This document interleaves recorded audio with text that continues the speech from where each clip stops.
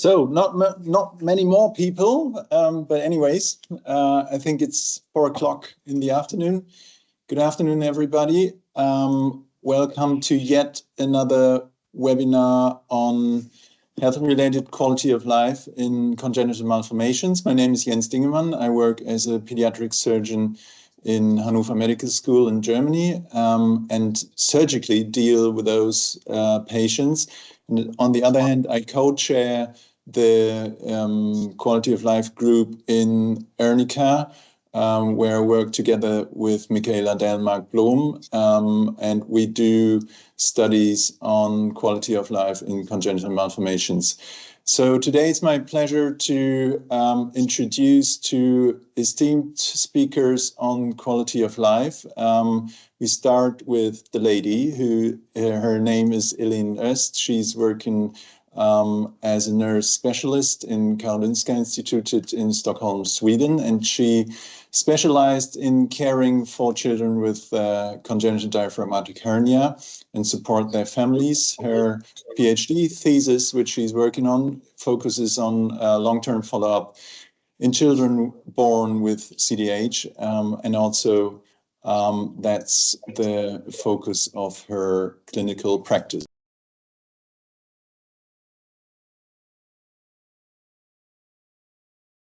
Oh, Jens, you're muted. You need to unmute yourself. Sorry for that. Yeah. Better now? Yeah. So I started to introduce you, Andre. Another expert on quality of life is one of the usual suspects. His name is Andre Rietman. He's working in Erasmus Medical Center in Rotterdam, the Netherlands, and he's a neuropsychologist and healthcare psychologist. And he did a lot of work with us within the ERNICA quality of life group on different congenital malformations, and specialized in quality of life since many, many years. And you know him from similar webinars and other Congress lectures. So welcome, everybody. Thank you. I think my mic is still open.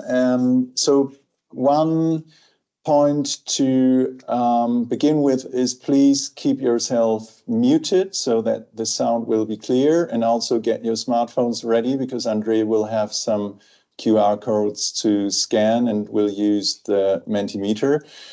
So let's get it started. I hand over to Andre, who is going to be our first speaker. And we're hoping to a fruitful webinar with nice discussions at the end. So mic is yours. Andre, welcome. Thank you. I will only start with a few minutes for some interaction with you. At the end, I will also ask for some little evaluation. So I'd love to ask you if you can log in to Mentimeter.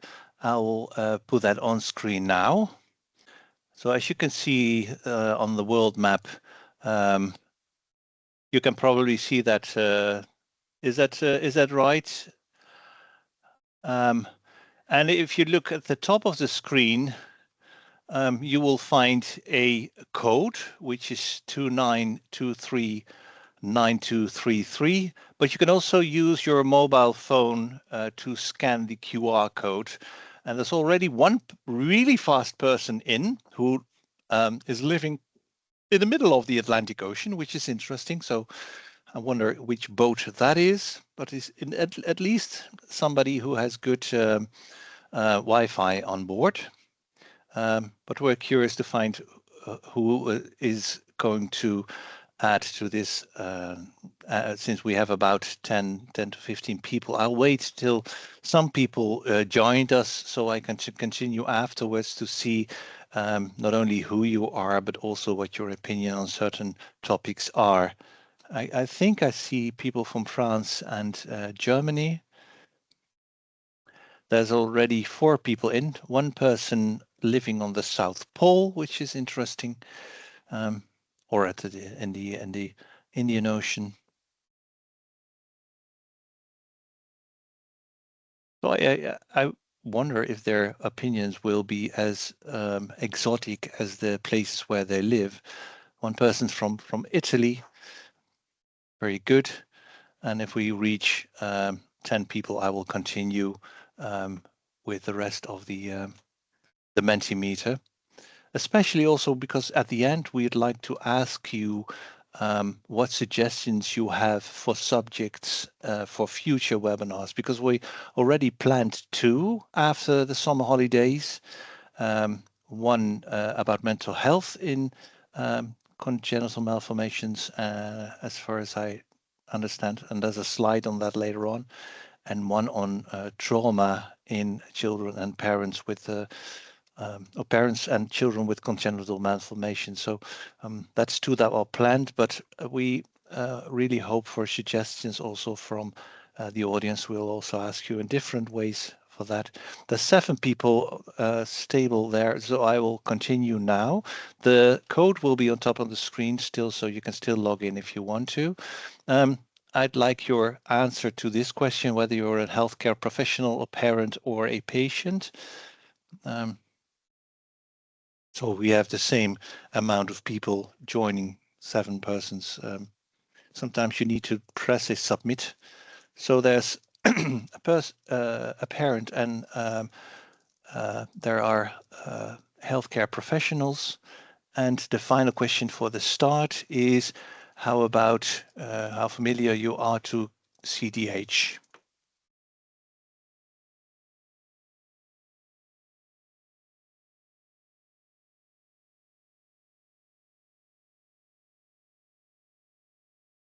And this is a slider, so.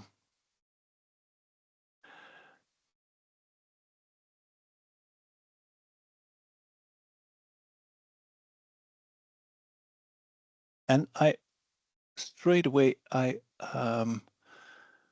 was wondering, Romay. Okay, very good. First, there's a lot of knowledge about physical issues in CDH that probably has got something to do with the high amount of professionals in this group. There's a bit smaller amount of knowledge about mental issues and quality of life, which is good to know. So there will be some contributions from us to that. I will close now but stay tuned with your cell phone, because we'll come back in this webinar. Romay, did you have the movie ready? Okay, now you can see it. Yes. Good. And you hear it as well? A diaphragmatic hernia is a rare condition that can affect babies. The condition is generally discovered while the baby is still inside its mother's womb, thanks to an ultrasound scan, which is an image of the baby. The doctor can see on this image that there is a hole in the baby's diaphragm. The diaphragm is a muscle that allows us to breathe and which separates the lungs and heart from other organs in the abdomen, such as the liver and stomach. When the baby has a diaphragmatic hernia, the baby's organs, which should be in its abdomen, like its stomach, intestines and liver, move through the hole in the diaphragm into the thorax. They move the heart and compress it, and prevent the lungs from developing. It's a serious condition because the lungs can't expand sufficiently, and the baby won't be able to breathe by itself when it's born. Sometimes, in the most severe cases, the doctors suggest to the parents that they operate on the baby while it's still in its mother's womb. The surgery consists of putting in place and then inflating a little balloon in the baby's windpipe under ultrasound control without opening the mother's womb. The hope is that this will make the lungs grow better and increase the baby's chance of survival at birth. The little balloon is removed after 4 weeks. When the baby is born, it will immediately have a breathing tube placed to enable it to breathe, and then the baby will be cared for by the resuscitation department of the hospital.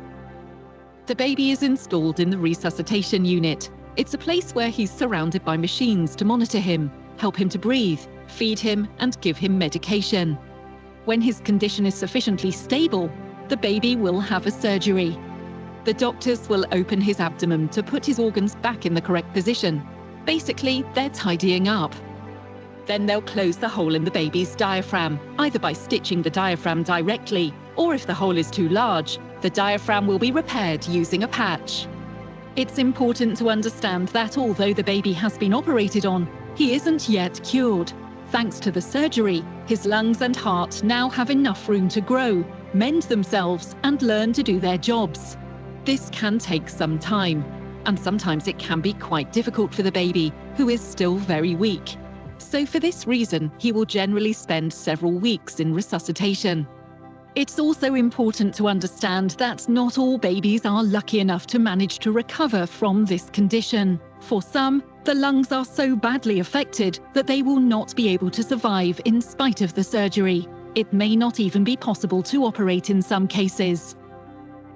After the surgery, the baby will also have to learn how to breathe by himself, and that can take some time too.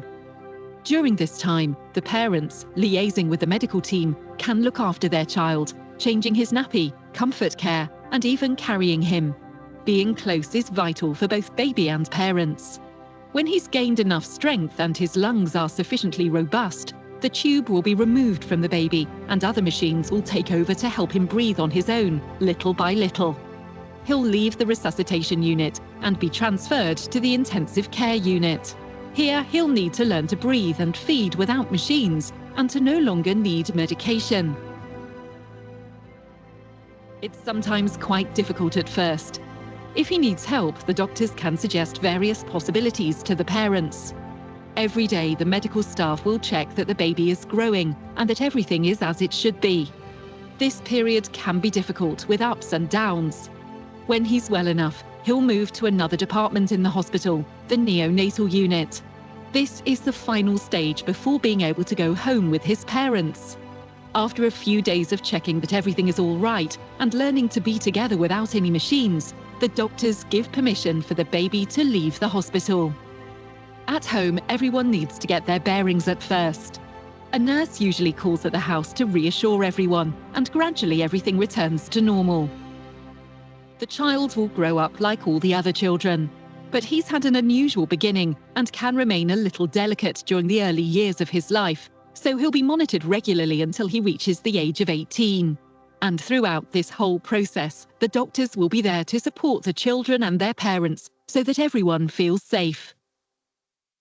Any other questions? The Apedia and Fimato websites, as well as the Reference Centre website, are very useful resources for learning more about diaphragmatic hernia.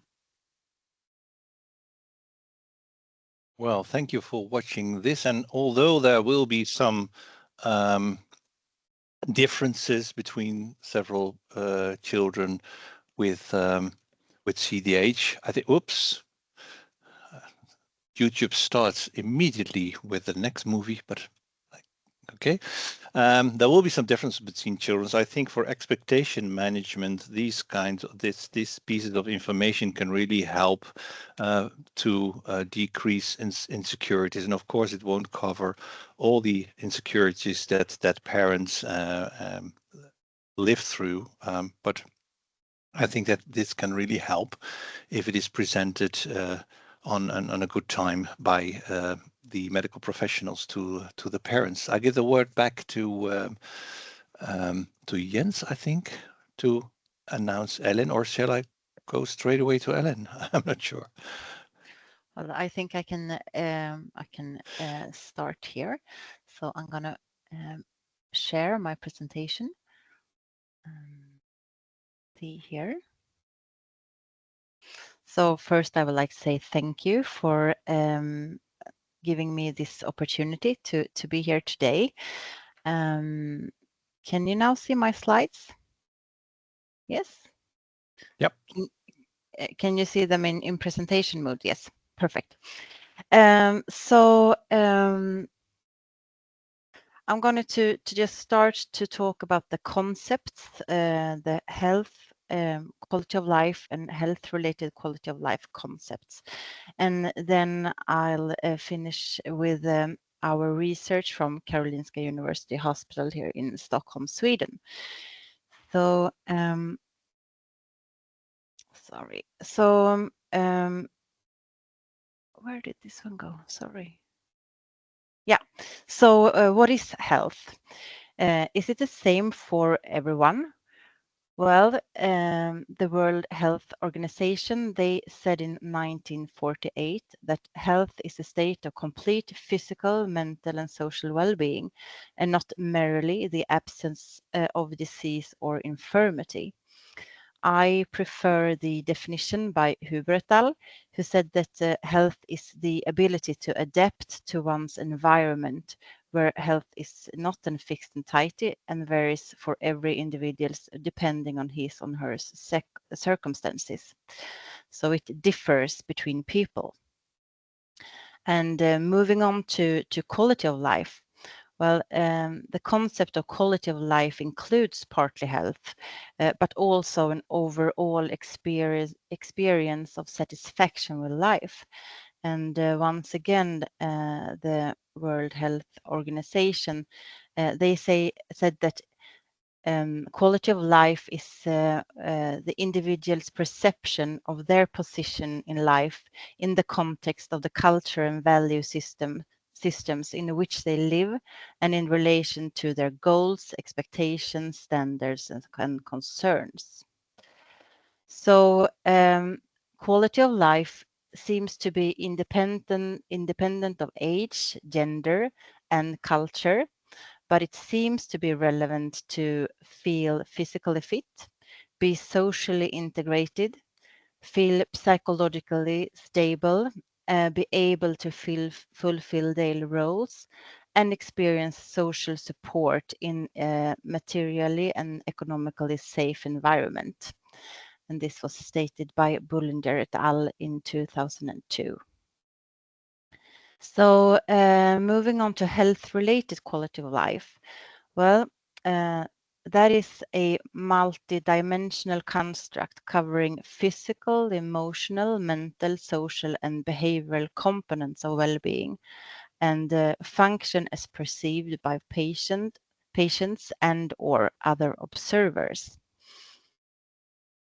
And before starting to talk about quality of life in children and adolescents born with CDH, I think it's important to know that almost all, about 90%, depending on which study you read, 90% of the children born with CDH, they have some kind of morbidity that affects health, and those are normally from lungs, the gastrointestinals, developmental, and chest and back. And I think this is a good picture from Hollinger from 2020, where you can see where most of the morbidity are. So as you can see here, there are quite many different areas, and those will probably affect maybe the quality of life. So moving on to the experiences from our hospital here in Stockholm, Sweden. So my research career started in 2009. And that was after meeting one of our professors here, Björn Frinkner. And he was actually the surgeon who took ECMO to Sweden, and he did it with very good results. And he told me that he has spent very long time, most of his career, trying to increase survival for children born with CDH. And after good progress, he started to ask himself what happens next. So he told me that he really would like to have the answer to the question that most parents to be asked: what kind of life can we expect? And that's when he caught my interest, and I started to with my research. So I was lucky because Björn Frinkner, the professor, he had started a registry already in 1990, including all our patients here. And since we are a ECMO referral center, we also transport children on ECMO. So we had already then quite many of the children from Sweden and also from other countries here.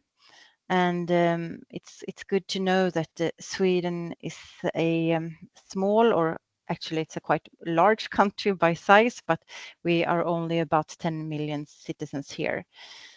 So in so normally we have like 25 children a year in Sweden. So between this period, 1990 to 2009, 185 children were treated at our hospital. And out of those 157, they were discharged from the hospital. And then after a few years, when looking into the registry, we could ask 145 children to participate in our studies. So out of those 109 children and families accepted. And my thesis was about those 4 different areas, and today I'm going to present the health-related quality of life study and also the one with psychosocial function, starting with health-related quality of life. So we wanted to know how children born with diaphragmatic hernia experience their health-related quality of life, and we also wanted to see if there were any differences within our group. So we used a well-known questionnaire called KidScreen, and this one measures health-related quality of life from different domains. It's physical well-being, psychological well-being, moods and emotions, self-perception, autonomy, parent relations and home life, social support and peers, school environment, and social acceptance and financial resources. And this is our results, and I'm going to explain it to you. I'm sorry, the text here is in Swedish, but as you can see here, this is the results in those different domains. And this light blue inside of this spider web represents the European normative values. And the darker blue is the Swedish reference group. And the red here is our patient groups. And we were actually a bit surprised by this result, because as you can see, in most of the domains, the patient group scored higher health-related quality of life, not for physical and psychological well-being, but the other domains. So is that really correct? Do children born with CDH have better health-related quality of life than other Swedish children? So when doing statistics, we could see that children with CDH in the years 8 to 18, in comparison to European reference group, they scored statistically higher health-related quality of life in several domains, in all those with the stars.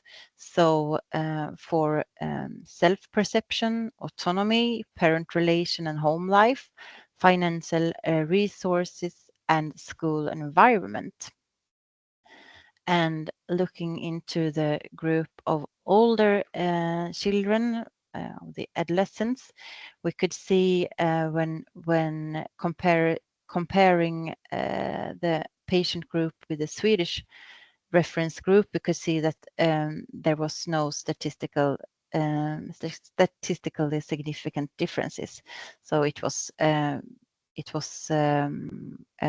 they had they scored the same health-related quality of life as the Swedish normative values.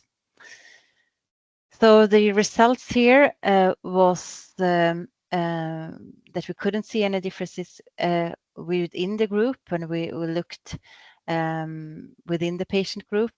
We looked at time to intubation, need for ECMO support, site of lesion, and if you had a prenatal diagnosis or not. And the reason why we did this was because we wanted to see if children born with a more severe form of the malformation, if they were affected more than other children in the population. But we couldn't see this. So the conclusion from this study was that children and adolescents born with CDH, they experience a high health-related quality of life. And moving on to the next part, psychosocial function.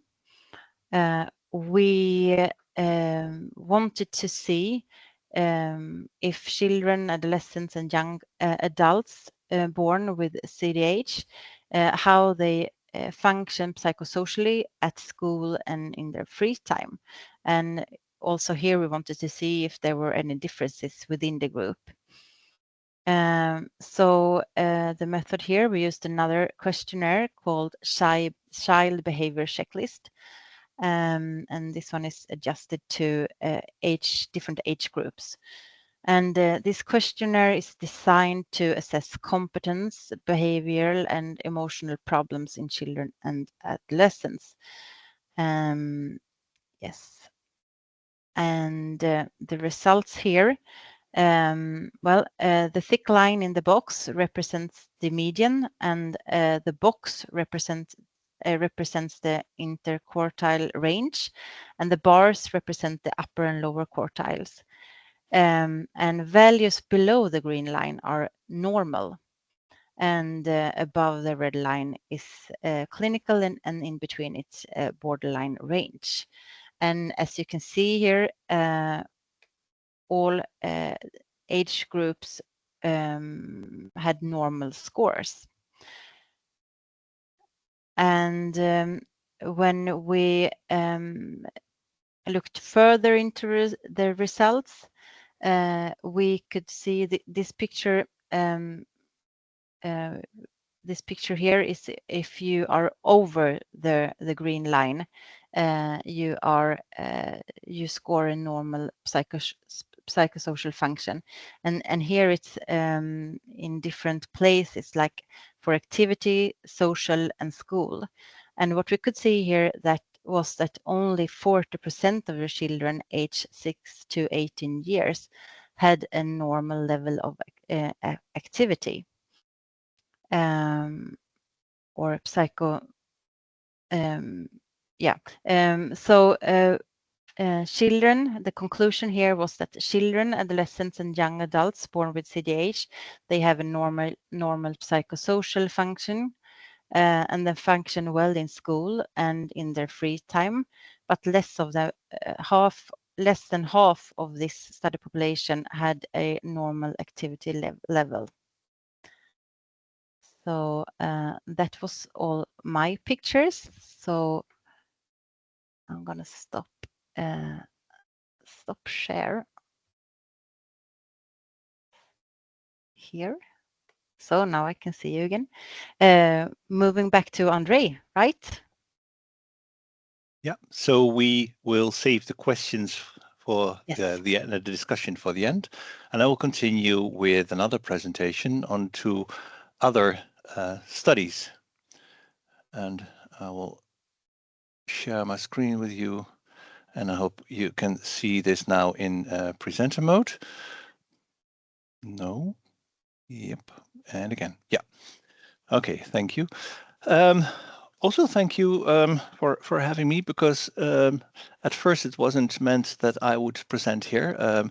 We did ask a PhD student of us, Isabel Rotterdam, to present on her a part of her thesis, but since she's almost at the end of finishing her PhD, she couldn't find the time to prepare this, so I took over as one of her supervisors.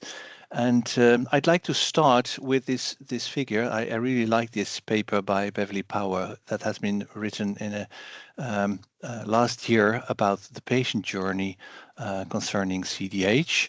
And also in this picture, you can see that at a lot of areas, for instance, at home, but also at school, at work, the increased amount of hospital visits and the burden for the family, they constitute a great part of the quality of life for both parents and children, and both in a negative and in a positive way. So a great deal of your quality of life will be constructed in these areas as well. Well, one of the studies that zooms in on this is the study, as I said, from Isabel, who did one of the first longitudinal studies on health status and quality of life. And for that, and these are all the contributors and the departments that are contributing to this study. This has already also been presented in the CDH conference 2 years ago, or 1 year ago in Glasgow. But now we published it, and she also always starts, as everybody does, with the increased survival, so also the increased people with a chronic disease status affecting quality of life. And perhaps good for you to know that we, in our long-term follow-up, we focus on 3 areas where we see children with intervals of about 4 years. In the beginning, the intervals are smaller, and later they're larger, on cognition, behavior, motor function, exercise capacity, and lung function. That is for the somatic and the behavioral and cognitive part. But also from 1999, we gather information about both health status and quality of life. And you already heard the term health-related quality of life. In fact, that takes in a position between health status and quality of life. With, again, 2 other instruments I'd like to introduce. The PathQL is quite familiar to you, and although it is mentioned quality of life at the end, it is in fact a health status measure focusing more on the more objective facts, like whether it's hard for you to walk more than 1 block. So it's more about more objective information, whereas the real quality of life questionnaires, they are about a subjective feeling, the subjective appraisal, your opinion about how you feel at school, at home, etc., in all these areas. So we compare both of these. We had a hypothesis about the development of this. We already published on the new Dutch norms for these 2 questionnaires, and Chantal ten Kate did her PhD on part of this. Together with Isabel, she published in 21 about these 2 in relation to the somatic and mental health issues, and they found that there was especially a strong relation between health status, which is not only focusing on physical but also on mental health, and cognition, which means that children that have more cognitive issues, that have a lower intelligence, mainly they have in general a lower health status. And the same goes for the children with more emotional and behavioral issues, like Ellen also mentioned. This also in our group affected health status, but not quality of life, which also tells you something about the resilience of this group in how they appraise their life and the quality of life. So looking at these 2, somebody's got his mic open, I think. With a linear mixed model, we looked into the growing up of children between 8 and 12. So it's a combined cross-sectional and longitudinal study, including 133 children cross-sectionally, but leaving us with between 30 and 50 children that have been seen at these two ages, 8 and 12 years. And we ask them for their own appraisal. So this is not a parent rating, this is a self-rating. And we know that this can be done quite reliably from 8 years old. Before that, especially at 5, is not that reliable, but from 8 it is. It does differ from the appraisal of parents, but still, this is what children feel about their health status and quality of life themselves. So this is always obligatory to start a paper with, to show that the sample is quite comparable to most samples that we see in CDH, with a quarter of the children having had ECMO, so 3/4 not. And if we look at the results for health status and quality of life here, there's several conclusions to be drawn, and the main thing is you already see at the left side the asterisk. You see in fact the difference, which is statistically significant, between the health status of boys between 8 and 12. So we see a decrease in health status in the way that children regard their health, both physical and mental, and I'll zoom into the details later on. Also, you see the same limitation in the quality of life, but there is not a really difference between 8 and 12 years old. As is the case in girls, you will see also a small difference in health status in the girls, and also a decrease of health status, but that is not a statistically significant finding. We also looked at the magnitude of the changes, and this is for the total scores of both the instruments, health status on top.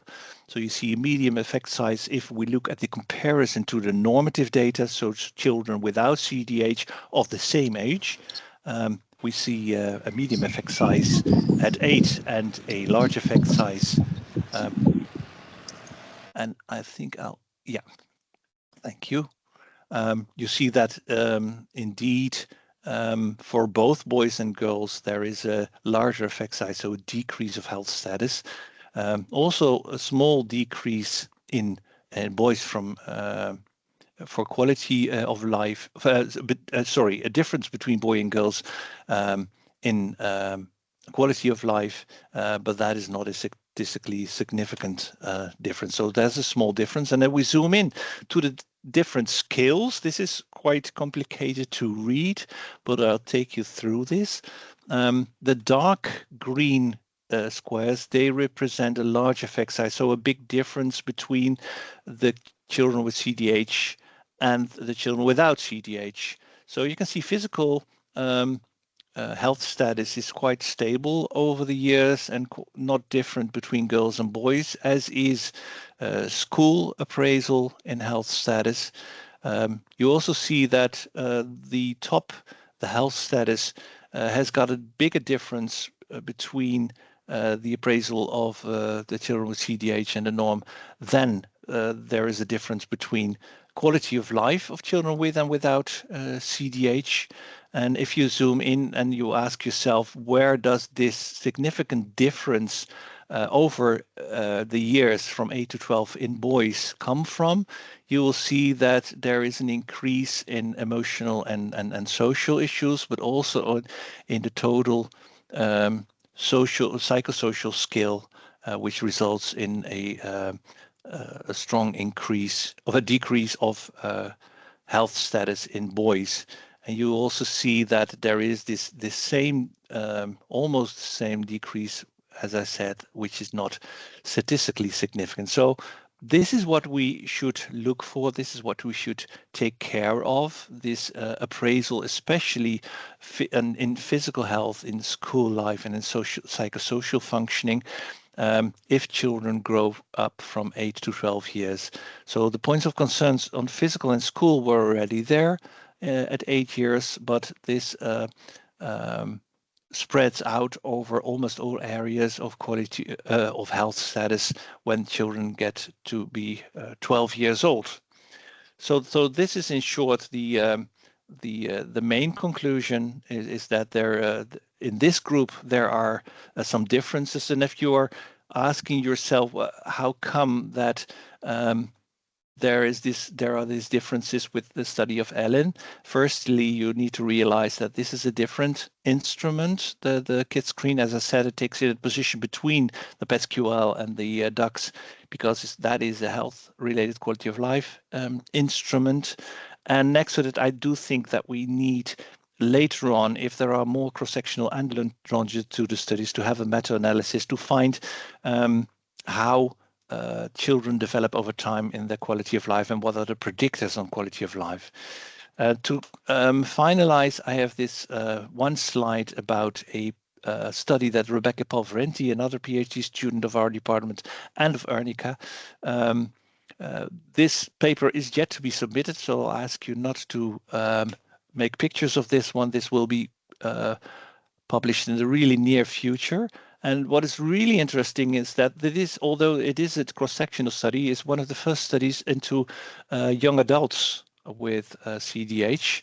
So it's about 61 young adults from 1931, and they completed some questionnaires, and we had a physical examination of these people. And we looked at quality of life, which was quite good. Next to that, participation and autonomy, so how you're functioning socially, how you're functioning at work or at school, that's average to good. But for the IPA, which is a questionnaire for participation, how you can participate in society, you need to realize that the comparison group, the normative sample here, is a group with one chronic disorder. So we compare the people with CDH here, for instance, with a large group of people with airway issues like asthma. So it's a mixed group of people with having one chronic disease. We do not have for the IPA a norm group without any health issues. But what is more interesting is that we found an increased amount of people experiencing fatigue. So 18% they cross the line that we use to say this is really severe fatigue, that this really impacts your daily life, which is quite a large group. And we saw the internalizing problems, the emotional problems that Ellen already mentioned from the CBCL. This is in fact the adult version of the CBCL, which is called the adult self-rating, the ASR, which is kind of the same questionnaire. And we do find more internalizing problems, which means more problems like anxiety, depression, lower mood, withdrawing behavior, and somatizing, so having more vaguer somatic problems. And I think that the conclusion is really nice. We found the predictors of good physical and mental health-related quality of life, because this is also the RAND 36, sometimes called the SF36, is a health-related quality of life questionnaire. Is for physical, it's attending regular education, which means the people who had attended special education, they have a worse physical quality of life. People with good physical quality of life have higher exercise capacity and a more supportive social environment. And the people with good mental health-related quality of life, most of them had primary diaphragmatic repair and had fewer internalizing problems, meaning that more internalizing problems, which would be clear for you, means worse mental health. So we'd like to thank all children, parents, and clinicians involved in this in our studies, and I'd like to close with this overview of all factors happening to people that impact on quality of life, but also closing with what may help to increase quality of life.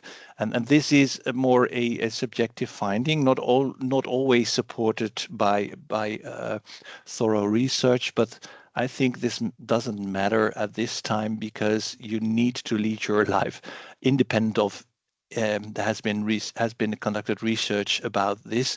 I think this really helps to think about supporting families and people with CDH. So this is the end, and I think that we come to the questions. So I'll close my presentation. Thank you very much. I'll give the word back to Jens. Thank you very much, Elin and Andre, for the really nice presentations. There's not much data, I guess, but we're getting there with more and more studies. So when you put all this together, you get the impression as a surgeon they're really sick in the beginning when they are born, and they do quite well over time. If you talk to parents, especially from the patient aid organizations, this doesn't seem to be true. So I'd be interested how this discussion goes, and I'd like to ask to the participants in the first place, do you have any questions? I would have some.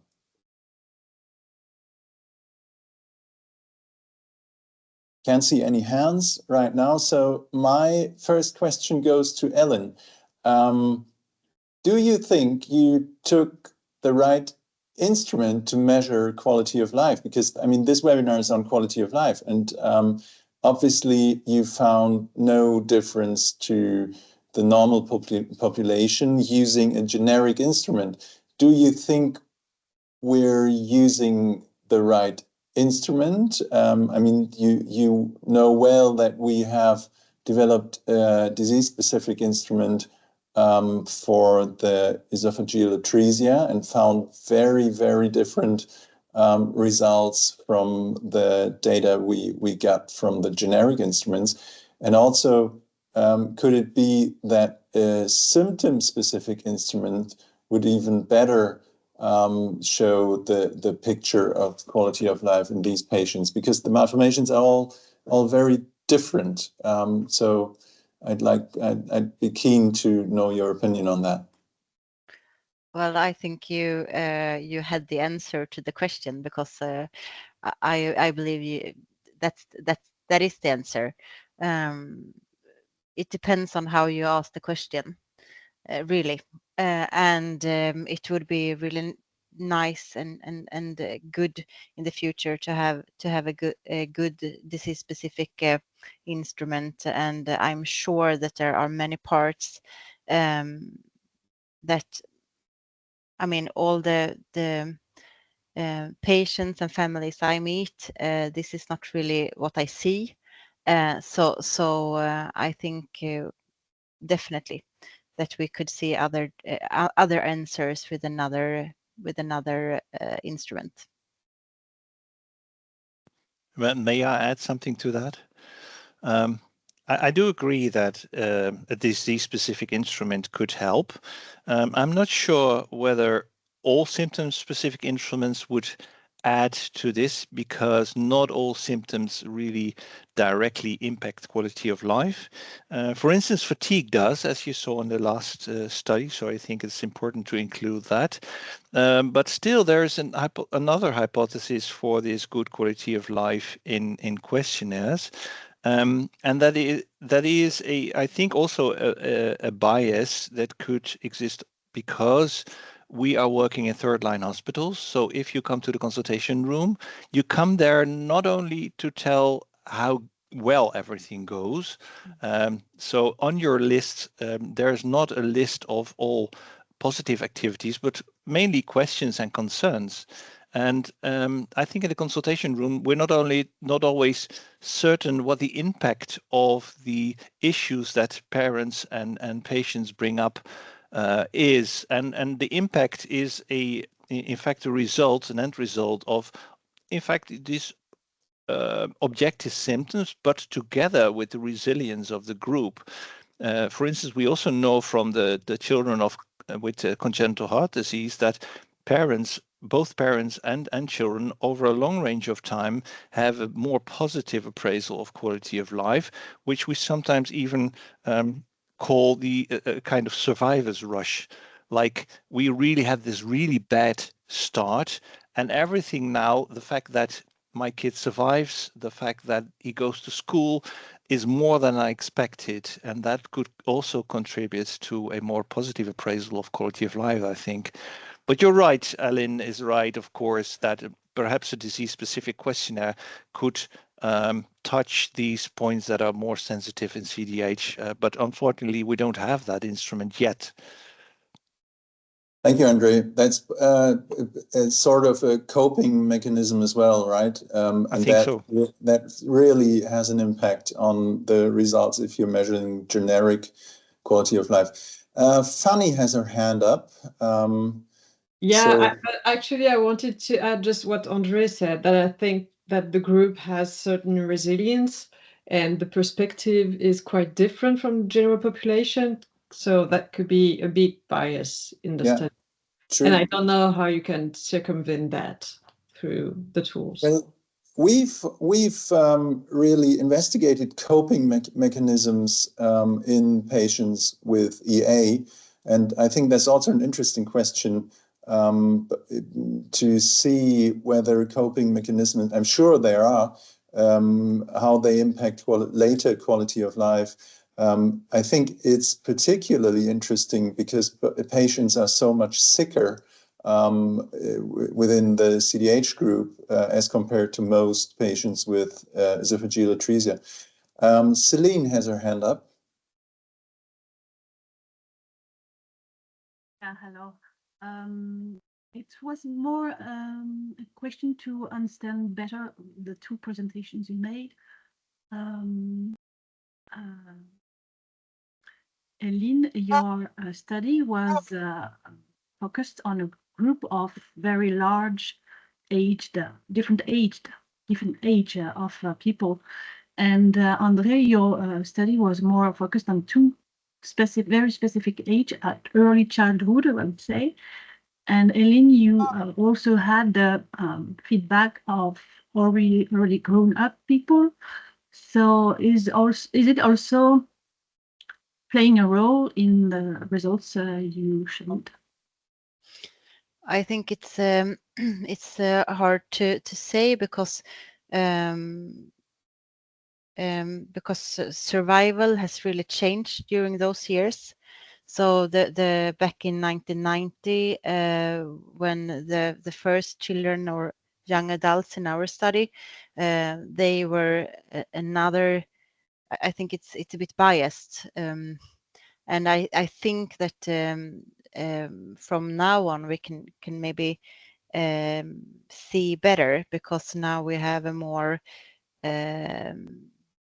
a better chance to do those differences, see those differences. Back in 1990, at least here, the most severely ill, they didn't make it. So yeah, I agree. So maybe the problem is not in the method you used, the two of you used. Maybe it's just in this difference. I don't know. Yeah, maybe. Yeah, that may be. Yeah, in Isabel's study, the range where we asked people to complete was 1999 to 2013, so still quite long ago. And also there you can see that there are changes in the operation technique. You could see that in the tables also. So yeah, that can be a confounder. What we know from the general population is there is quite a difference between 12 and 17-year-old if we look at the self-rating of quality of life. There's also a sex difference, at least that is for the last 5 years, but because that is changing rapidly as well. So perhaps in the near future that will be different as well. But we do know that there are some differences between 12 and 17. And if I can make this comparison, because there are some people in the Rebecca group that we followed up until 23 that were also in Isabel's group, we can carefully conclude that quality of life is kind of stable, okay. And health status is too, but physical functioning, fatigue, and exercise capacity are really more and more at risk, how older people get. In the study of Rebecca, we also saw that fortunately we succeeded in getting a lower amount of smokers in this group, because that would really be a bad idea to smoke in combination in young adulthood with the physical issues that they experience.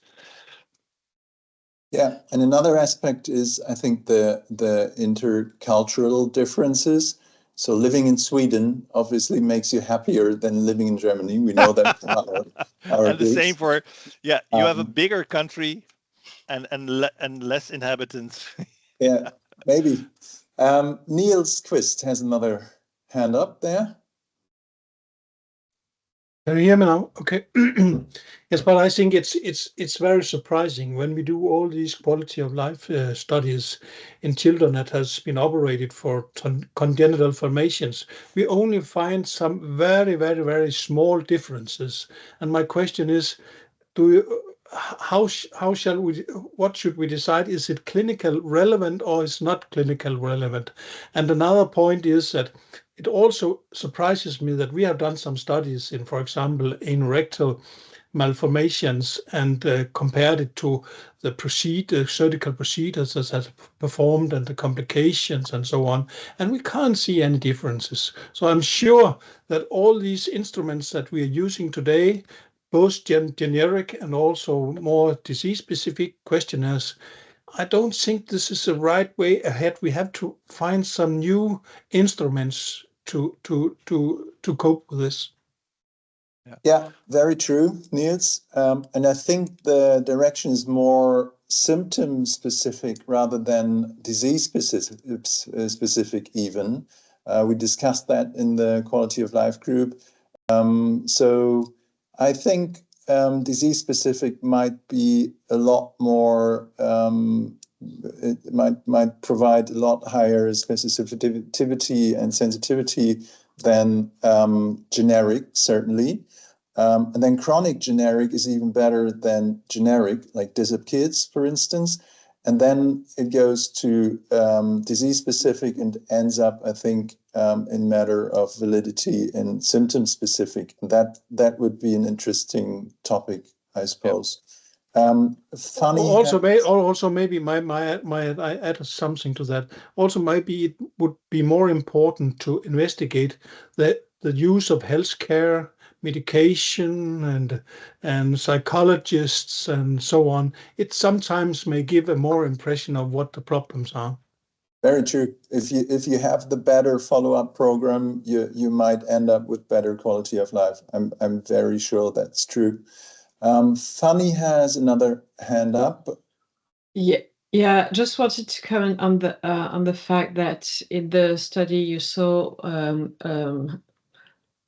low level of activity for the children with CDH. That's something that we saw as well in France, and we're trying to investigate the reason for that.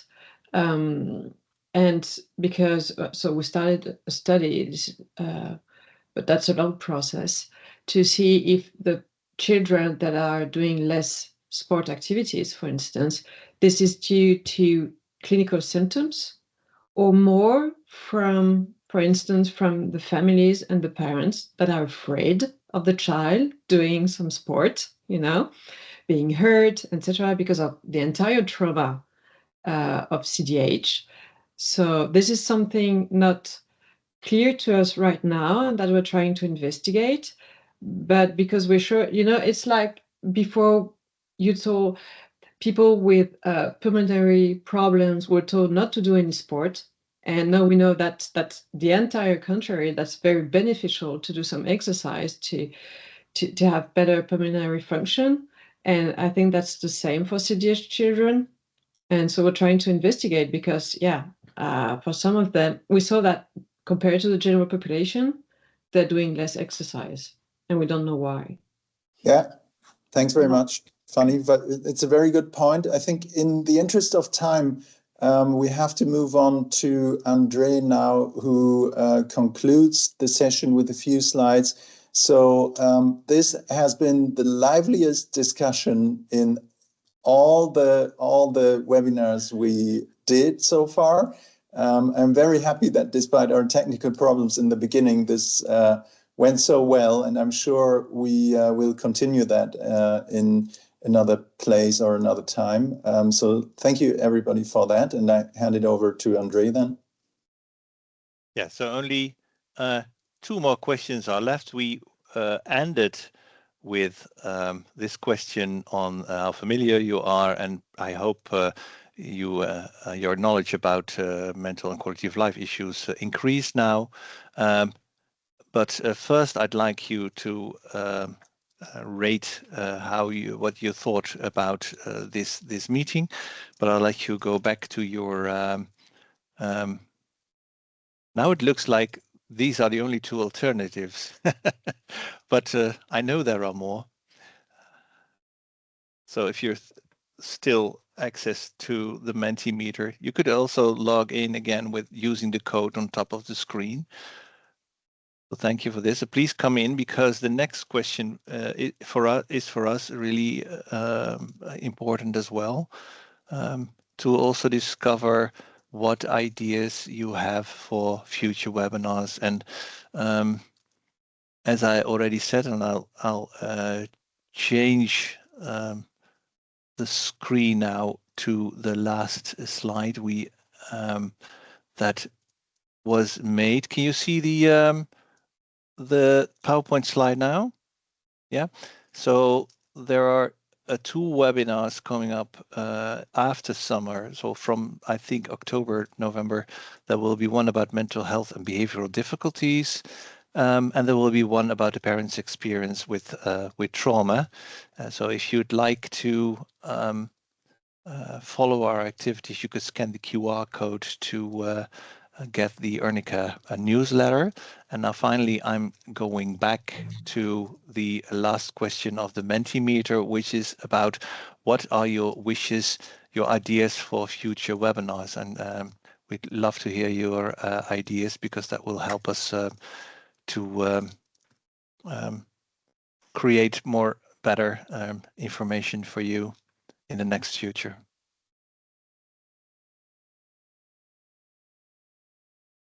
And I'm really positively surprised, because there's still 15 people in the webinar, and at the top we had something like 17 or something, but which is really good. And thank you all for attending and staying with us so long. Transition to adulthood, that's a nice subject. Clinical decision making with easier instruments. Yeah, perhaps good to know that there are some initiatives in this direction. For instance, what Jens mentioned, the symptom checklist, something that's really in development. We are even considering of using separate items that we have norms for, European norms. Symptom correlation, yeah. Well, there are some studies about that.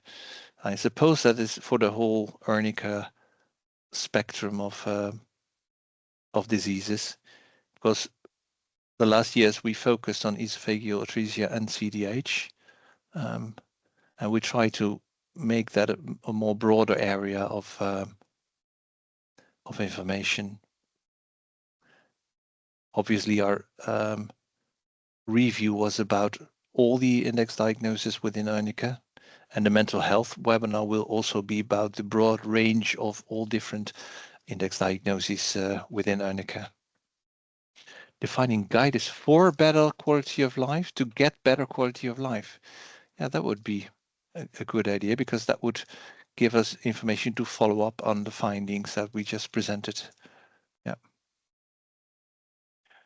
Well, thank you very much. I'll keep I'll keep this open for me. So if you have any ideas, please add them. But I'll stop sharing now and give the last word to Jens. Thank you, Andre. Yes, to conclude, despite the technical difficulties in the beginning, I loved it. Thank you. You were really the best choice to present on this, Ellen and Andre. You're a real expert in this field, and it was lovely to follow your presentation. But also thank you to Romé, who helped us a lot to organize it and to distribute it in a way that many people could follow and felt invited. And also many, many thanks to everybody who contributed to this nice discussion. I personally say we need to give that a bit more time in the next webinars, because this is really, really interesting, and we'd be interested to hear your views as well. So thank you for everybody who was active. And you've seen our ideas, and we will include your ideas as well into the organization of the next webinars. Thank you, everybody. Have a good afternoon. And to everybody who likes football, and enjoy the match tonight, or the 2 matches following. And see you again on this channel. Thank you, everybody, and bye-bye.